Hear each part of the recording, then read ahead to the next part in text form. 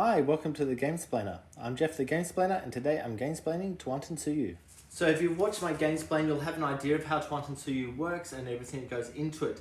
This is set up as a two-player game. The only real difference is we start with one on each spot, and at the end of the first festival, we'll add one to each of the second level spots as marked on the board.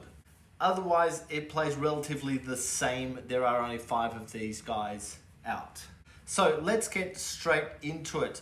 To start with, I have picked 5 cards that I've got the resource from, which have given me a god, and both of the players have actually managed to get that, which has given them 9 points, plus another couple of things that have given them resource and points. So starting with blue, these are the cards in the hand. Notice these are normally closed off from everyone, but I've left them open for everyone to be able to see so we can kind of get a grasp of what's going on. So the very first thing that he's going to do is he's going to play that card, which allows him to place a guy onto that symbol. Because he's placed a priest, he gets another card straight away. This allows him to take one of those cards, which is that one. So we'll just keep that over here for the moment. And he can spend a potato to gain an extra task. So what he's got is 1 for the guy that's placed, 1 for the same color guy that's next to him, plus he's just paid a potato to get another one, so he's got 3 actions. 2 of those actions need to be taking potatoes because of those 2 spots, and the 3rd action is to build, and he thinks it's probably worthwhile, just for the moment, to actually take that one, so it's going to cost him a stone and a potato, which is in that top corner. And straight away, because he's finished up with that one, that goes there. He can spend a potato to take a guy from this end of the village track. He's got 2 guys left, so that's fine. We go over to the other player, and this gets replenished. 2 of his cards are going to allow him to get extras into his tapestry, but in order to get those, you need to have corn. So he's really looking for somewhere that he can gain some corn. So what he's going to do is he will place a guy there. It's going to cost him 1 food for going 1 around from where his high priest is, so he'll spend that potato. But because he placed a gold guy, it reduces his cost by 1, so he doesn't actually have to spend that at all. He gets 2 actions because of himself and the same coloured guy that's next to him, so he'll take the 2 actions. The first of those 2 actions will be gain the potato, so he gains 3 potato. And the second action will be to build the building. He doesn't have the stone, but he does have a gold. So what he will do is spend 1 potato and the gold to build that building. Because he's played with that symbol, he's used that, which gains him the top one of this, and he places it there. He can't join them together at all. So the next one flips it. That's brought him down to 2 guys, so there's no point in him spending to get any more guys. And move back around to the blue player. He's going to play that card, which allows him to get 3 more potato in because of the card. He's going to place that one on there, so it's a matching symbol. So he gets 3 actions because of that, because of the guy he's placed plus the other 2 guys. He might as well spend a potato to make that 4 actions because it's a white guy. Placing the white guy also gets him another one of these cards. So he has 4 actions. First one will be take the potato, which is this one, then take the stone, which is that one. Then he can build a building. He can't build either of them because he doesn't have any corn yet. It's probably worth his while to build that one. So it's going to cost him 2 potato and a stone. So that's also been built. And then he has a 4th action. He's going to use the 4th action to take another 2 stone back in. He can now purchase from this lineup, and he will spend 1 potato to take the white guy, and that card goes there, so that's the 3rd one in that line. We replace that and we jump over to the other player's turn. He doesn't have any gold, so he's really got to use one of these 2 symbols, and he can't see the ability to actually get any of those symbols out without it costing him. He only has 3 potatoes, so he can't afford to go down to the bottom level. He can, however, afford to go to the 2nd level, and he's going to spend this one to send a guy down to there. So it's one around from where he is, so it's going to cost him 1 food, and it's also a level down, so it's going to cost him another 2 food for that. So it's 3 food total gone. From the location he's currently in, he'll get 4 points, so he'll do that in a second, but he thinks he's going to have to action that one, which gets him 2 more stone, and that got him 4 points. 1, 2, 3, 4. He doesn't have any resource to be able to pay for some more meeples to come in, so he's got just the 1 for next turn. He's going to have to really watch out for that. These 3 cards get shuffled back into the deck. Notice this is a shuffled into the deck, not a separate pile, and it's back over to the other player. Okay, he thinks he's going to play that card and a green, so he'll get 2 actions for that. First off, he'll take the 1 corn and do a build, and he thinks it might be worthwhile at this point to actually spend those 3 elements to take this building in. And he gets 2 actions, so the first one is going to be to build some stairs. That costs him 3 stone, and he'll put those stairs just there for future usage. For placing the stairs, he gets 2 potatoes and 1 corn and 4 points. And the second thing he's going to do is that, which is have a look at the next 2 cards and grab one of them. He might grab that one. He can purchase another guy, and he'll spend a potato to get the yellow guy. This then gets replaced. Back over to this player who only has the red guy. He's going to have to make sure he gets some food in, and he's only got this card to play with. So he thinks his best option is to go there with that card. That allows him to get 3 potato in, but before he does that, he can take one of the guys from an adjacent place, and he also gets 1 warrior card.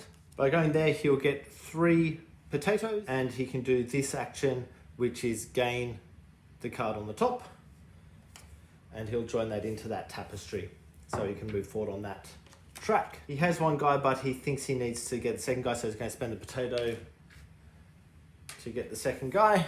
Now, it's Blue's turn. He's going to do the High Priest secondary action, but he's also going to do the action where he gets 2 more of these cards. So he'll take the 2 cards first, just having a look at what they are. So he's actually got 1, 2, 3, 4. He's got 5 worth of stuff. He hasn't played any of them down, so they'll still face down. But now he will move to here. He flips these out. It's going to cost him a potato per card. So 1, 2, 3, 4 potatoes have been spent. In fact, what he might do just for starters is he'll play these 2. So he'll get 2 of those potatoes back. So he's got 3 guys face up. He's going to place the element there, which gives him 2 rugs. That should be flipped over, I do apologize. So he'll take his 2 rugs. He can place them in any order, and he wants to do that. So that's all joined together. I'll just move that out of the way for the moment. The other player gets to do the same. He'll flip his card over. He only has 1 card, so he'll pay 1 potato to use it. That should have been flipped over already. There's no point in him getting that, so he might actually do this one, which flicks that over, allows him to put a thing there, and gets him 2 more action cards. This player is then able to do exactly the same thing again, and he likes the look of that. He's already got the guy face up, so there's no point in putting any more guys out. And what he's really trying to get to is that. So what he gets for that action is 1 more card and 1 more of these. Push them across a little bit, and that goes on the end. Okay, he's done his thing. It's now back over to the other player, and he's going to send a gold guy down there with this card, so that gains him 1 gold resource in. His cost of movement is decreased by 1, so it's only going to cost him 1 food to go down the track rather than 2, which he can pay. And he's going to take this action, which gains him 2 more stone. That goes into the lineup because that's the fourth one. All of those get shuffled back into the deck. He doesn't have any potatoes or corn over there, so he can't get the extra guy, so he's going to have to use that last guy to get some corn or potato for next time. Back over to this player. This player is going to go there. So because he's got their stairs, that reduces his cost by 2, so he basically gets to move to this one for free. It would normally cost him 5 food to get down to here. He reduces by 2, so it's 3 food to come down to here. Because it is a gold, he would only have to play 2 food for that movement, so he'll pay that. Because he's the first in this segment, he gets an extra action, so he's going to get 2 actions for being down there, and the one he's just covered up is using that card, so he'll take the stone, the potato in, and the point. He'll now take that action, which means he gets 3 potato, so we basically work all the way along his tapestry. 2 stone. He can spend a gold to get a point. He doesn't have a gold, unfortunately, so he couldn't move up that track. And he thinks what he will do is spend the stone and the corn to bring that card in. He can now get that, but he would really like to have one more go. What he's really wanting to do is play that to be able to get a secondary god, and he needs to move all around here. He really wants to get to that space. And he also wants to get some corn to enable him to move up on that track. So he might just hang off at the moment. Okay, we reset everything. Some of these things may have happened out of order, I do apologize. If you're wondering what each of these Infinity or Always cards do, there's a listing of them at the back of the rulebook. That one he just took allows him to trade in a potato for another one of these cards, once per turn. Okay, it's back over to the other player, who has 1 guy and 1 card, and he really does need to do that. And he'll do it just there. He's placed that not next to a guy that he's able to take, but because it's a red one, he takes one of these cards. Because there's 2 red ones next to each other, he gets to do 2 of the actions, and this card allows him to get 3 potatoes anyway.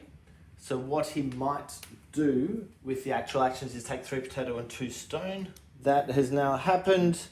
He will trade in 1 potato to get this guy back in. This is now empty, which means he has caused the festival to happen.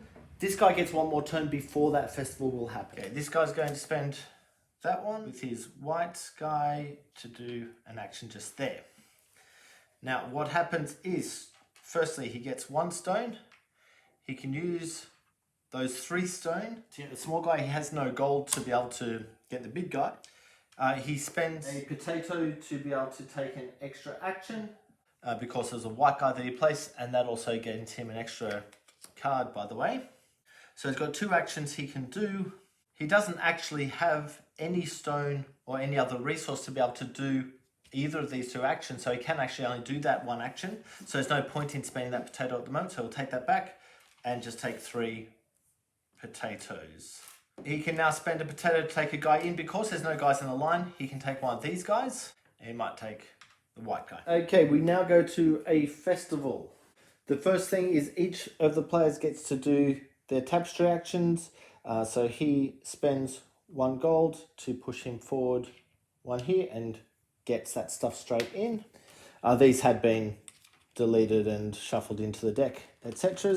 This guy gets 3 potatoes, 2 stone. He doesn't have any gold to be able to spend to do that, so he can't take that.